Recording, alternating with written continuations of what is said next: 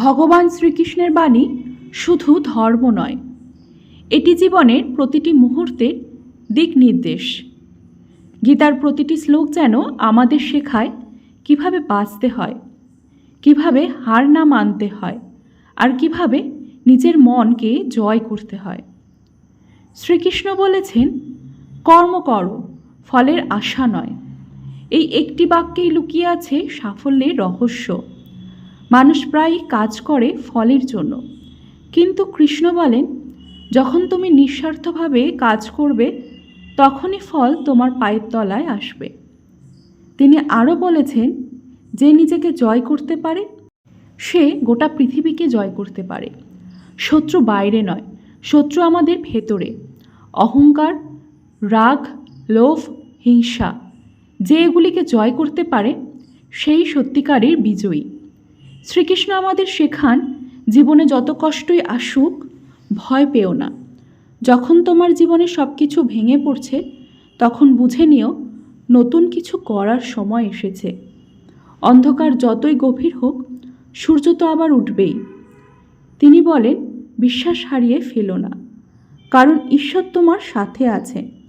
জীবন যত প্রতারণা, যত অন্যায় হোক না কেন, সত্য কখনো হারে না। সময় তার বিচার করে দেয়। যেমন কুরুক্ষেত্রে সত্যের পাশে কৃষ্ণ ছিল, তেমনই আজও আছেন যারা ন্যায়ের পথে চলে তাদের পাশে। ভগবান শ্রীকৃষ্ণের অমূল্য আরেকটি কথা হলো, তুমি যা হারাও তা কখনো তোমার ছিল না, আর যা সত্যিই তোমার তা কেউ কেড়ে নিতে পারে না। এই কথাগুলো শুনলেই হৃদয় শান্ত হয়ে যায়, কারণ আমরা প্রায়ই হারিয়ে যাওয়া জিনিসের জন্য কাঁদি, কিন্তু কৃষ্ণ বলেন, সব কিছুই নির্ধারিত। তোমার যা প্রাপ্য তা তোমার কাছেই ফিরে আসবে।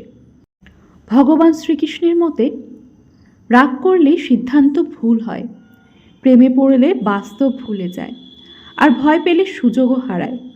তাই কৃষ্ণ বলেন, মনকে স্থির রাখো, কারণ স্থির মনেই ঈশ্বরের আলো জ্বলে।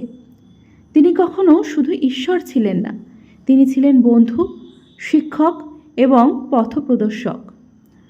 অর্জুনের মতো আমরাও জীবনের যুদ্ধক্ষেত্রে বিভ্রান্ত হই, কিন্তু শ্রীকৃষ্ণের বাণী আমাদের দিশা দেখায়। যা ঘটেছে তা ভালোর জন্যই ঘটেছে, আর যা ঘটবে তাও ভালোর জন্যই ঘটবে। ভগবান শ্রীকৃষ্ণের বাণী আজও মানুষের অন্তরে এক অনন্ত আলো জ্বেলে দেয়, কারণ তার কথা শুধু ধর্ম নয়, এটি একটি অনন্ত সত্য। জীবনের সবচেয়ে বড় শক্তি হলো বিশ্বাস, ধৈর্য ও প্রেম।